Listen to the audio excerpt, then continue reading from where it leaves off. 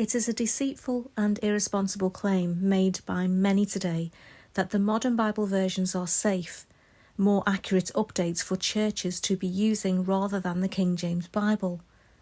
Consider the following example from the New International Perversion of the corruption within modern Bible versions.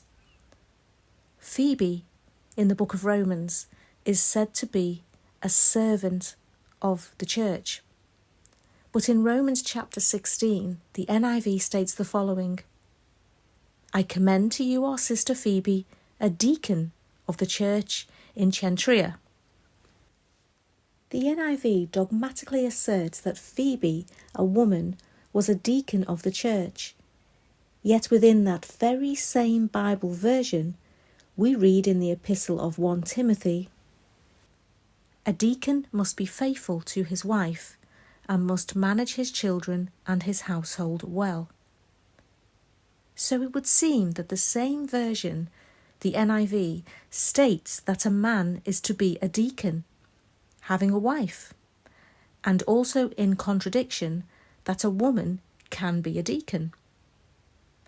To clear up this confusion, the NIV, in its rebellious mischief, changes the text of 1 Timothy chapter 3 to accommodate their rebellion in Romans 16.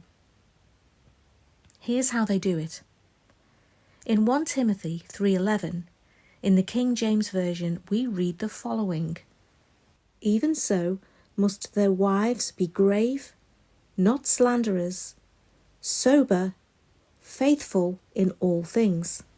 This is referring to the wives of the male deacons introduced a few verses earlier within the chapter. Their wives are in view.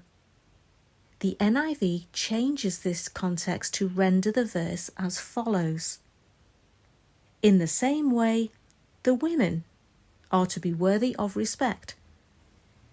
Do you see how they have dissociated the women in that verse from being the wives of the deacons, thus opening the door for potential interpretation regarding the allowance of women deacons? The NIV does similar earlier in 1 Timothy chapter 3 to open the door for female bishops too. They're changing the verse from the KJV's "if a man desire the office of a bishop" to the corrupt rendering "whoever aspires to be an overseer." This corruption has formed a basis for today's rebellion, whereby women rebelliously seize control of churches and can claim scriptural backup for their iniquity by citing versions such as the NIV and their distorted renderings around the subject of church leadership. Beware of the modern corrupt Bible versions which pollute, confuse, distort, and attack the truth of God.